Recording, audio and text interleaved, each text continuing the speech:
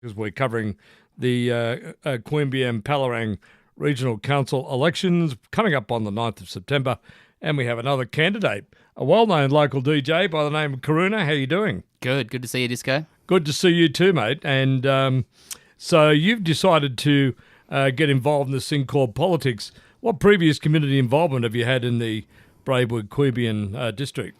Look, I've lived here for more than 30 years, mate, and I probably got involved in local politics about 10 years ago when I started paying rates, because that's when you start to the penny drops and you're like, well, hang on, where's this money going? Who's spending it and who's making the decisions for our community? And the big one that got under my skin very early on was the inflation of my rates, which started at about $1,700 when I bought my first ever home here in Braidwood, trying to make a living as a youngster.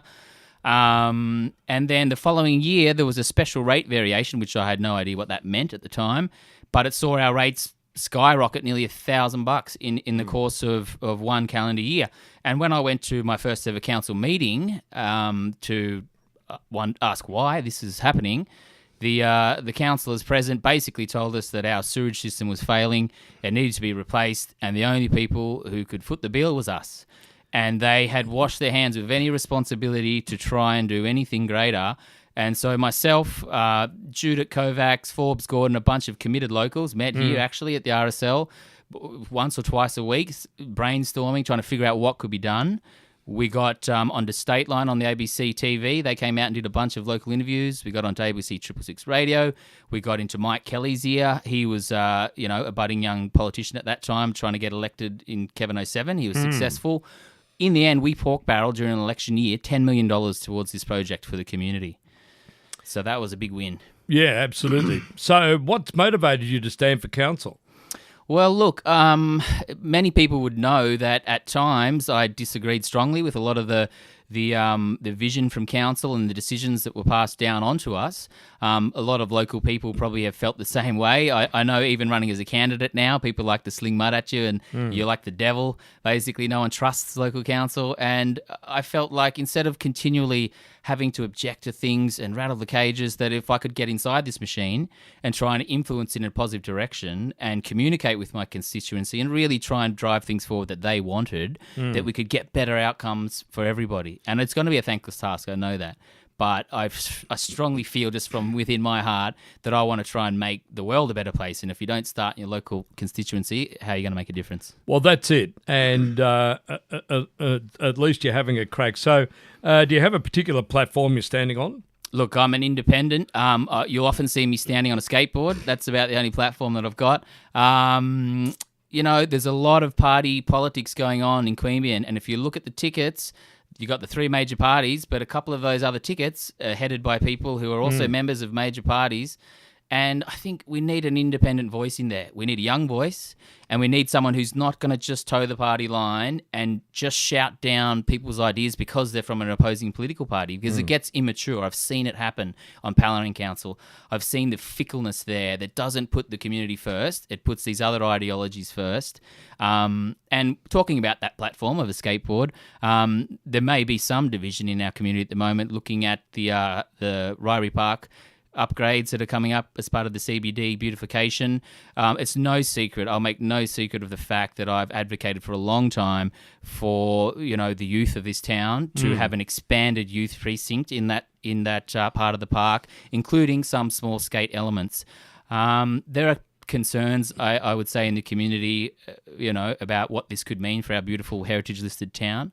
But I really think it can be something positive. So I've worked with the current administration from the first week that he came into office, and with all the head staff at council, and we've included other community groups, and we've been able to really drive this whole thing forward. So it's become a reality for Braidwood. And despite what you think about, the youth precincts of it, the ideas for the main street and the beautification, I think are fantastic for Braidwood. And so we've helped to drive that forward. Yeah, sure. And we certainly need to be planning and working with young people, because we're all getting old now. Yeah. Well, I am. Gordon's not. But you look pretty good on radio. Yeah, thanks, mate. Yeah, good head for radio. That's why I stayed off television as much as I could.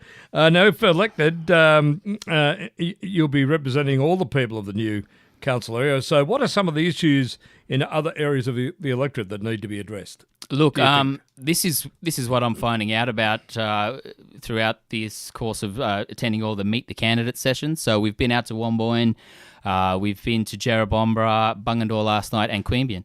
So look, it's as much as of an issue for people from this side of the Shire as it is for people from Queanbeyan, who really, let's face it, a lot of them probably have never been to Araluen or Majors Creek. And living in this area for 30 years, I got friends all over the Shire, right? We've grown up together. I might know everything about these smaller communities, but I know where they are, and I've got friends there who I can talk to and say, what are the issues, right? I think for Queanbeyan candidates, it's going to be a lot harder because this side of the Shire is massive. So I would say the black spots, in my knowledge, are more in Queanbeyan. Yep. But, going out to Jerrabomberra, the EDE was a big one. Look, there's two ways of looking at that. You could say, look, here's a giant road that we're going to have to fund. According to the administration, it's already funded. Is it really needed? I mean, you need to look at the history. It's a big, long thing. But talking to some of the locals here, I mean, on social media, blokes like Tim Thistleton putting his hand up and saying, look, I drive to work that way. I've got family out that way. I'll use this road. And I pay rates, and I don't mind if my contribution goes to it. So it's a heavy decision for the people of Jerrabomberra, but I mean, for the wider Shire, I'm not so sure. In Bungendore, there's a lot of apprehension about developments, unchecked development. In Womboyne, telecommunications are a big thing. I couldn't update my social media while I was out there at all. I felt cut off. Look, the Shire is massive. Roads are a huge issue for people out on rural areas. The LEP, the new LEP, that will be a combination of the two existing LEPs. Yep. Will be a big point of contention because there's a lot of rural, zoning laws that a lot of people were unhappy with in the last one. Maybe some of those things can be changed, but it's important to really look at those things closely. Sure. Sometimes politicians don't come up for air, but you're going to now because we're going to take a short break and play a song. And tell us about the song we're about to play. Well, look, a lot of people from the local area. Typical bloody DJ, this place. Look, I gotta plug some music here. I can't help myself. Yeah. I might have to get a little show on here at some point. But look, a lot of people in the local area would know the Nielsen family, in particular Anders Nielsen, who's the lead singer of a band called Smartass, or was, tragically passed away recently. My whole journey into live music and into recording and this whole life that I've chosen for myself wouldn't have happened if it wasn't for these fantastic, charismatic, handsome brothers who really championed amazing stuff for Braidwood as far as music goes, touring with the Cruel Sea, doing a lot of things early on in their career. I mean, I like to call them the greatest Australian rock band that never was. They didn't get the recognition they deserve. So this song is called Alcohol, filmed in the Braidwood Hotel, featuring some cameos from Eddie Nomchong, a young Katie Mitchell. So enjoy.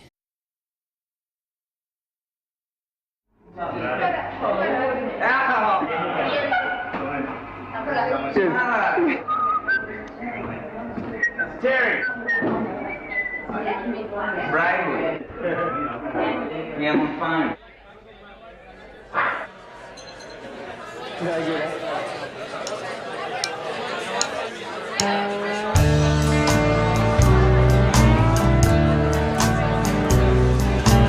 Must have been a riot. Come charge through my back door. Leave all my belongings smashed up upon my floor. If I could, I would remember everybody who said they would see me. $1 if I was down. Drown my head in alcohol.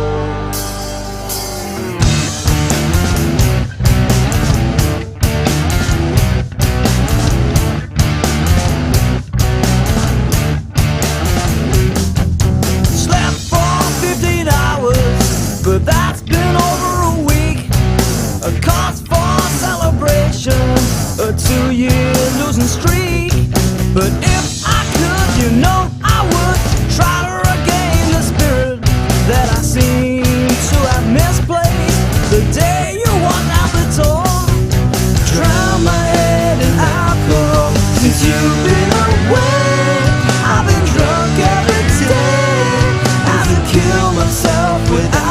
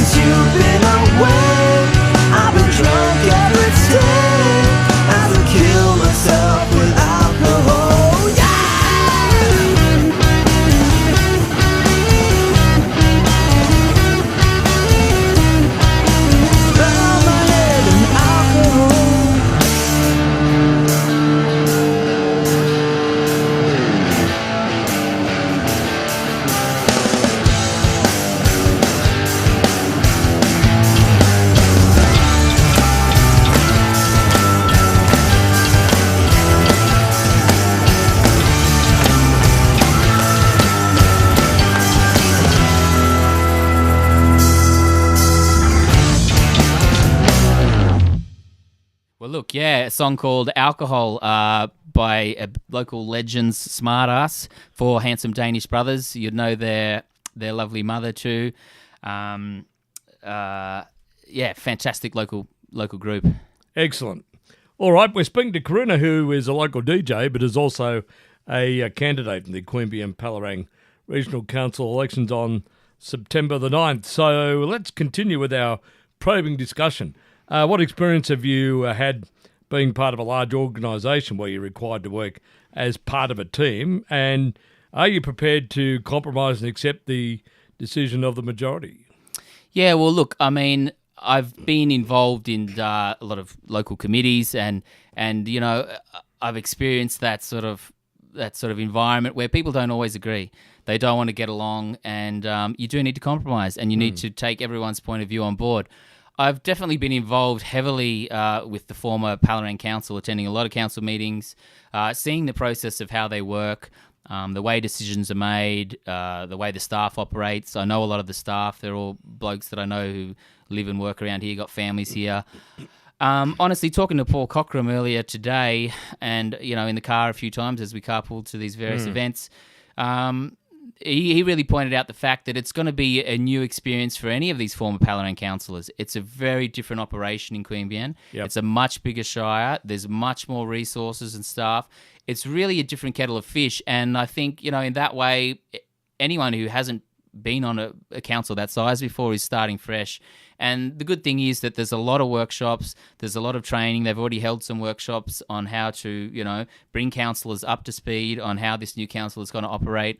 One of the big things is, you know, being rolled out across all layers of local government is the integrated planning and reporting cycle, which formulates to push forward what's called a community strategic plan. If you haven't heard or seen of this, Google it, look it up. It's really important because if you want things to happen in our local area, it needs to come through this community strategic plan. Yeah, I think that's a really important point that you raised. You know, with the amalgamation of the councils, things have changed. And, you know, I think it's really important that people get their head around this. Yeah, and it's going to be a lot of learning for everyone. And I like to think as a young person that I'm able to change my ways and learn things pretty quickly. I think there are a lot of old habits that will have to change from the previous administration. And look, my experience in just working on a few things during this administration period, having to deal with Tim Geyer, the head of parks, Daniel Fulton, a lot of issues with the Braywood pool and stuff the community wants. These guys are young, or Tim Geyer not so much, been in the local government for 40 years, but they're passionate and they're very skillful. They're very skillful. Yep. And I think if we tap into that, if we tap into the communities and combine those strengths, I mean, really, what is the job of a councillor? It's really to put the community's voice forward and try and make the best decision for everyone. Yep. So I think if you have that at heart, you can learn the skills, the technical side of the job. But I think if you start in the right place, then you're off to a good start. All right, in about 60 seconds flat, why should we vote for you on the 9th of September?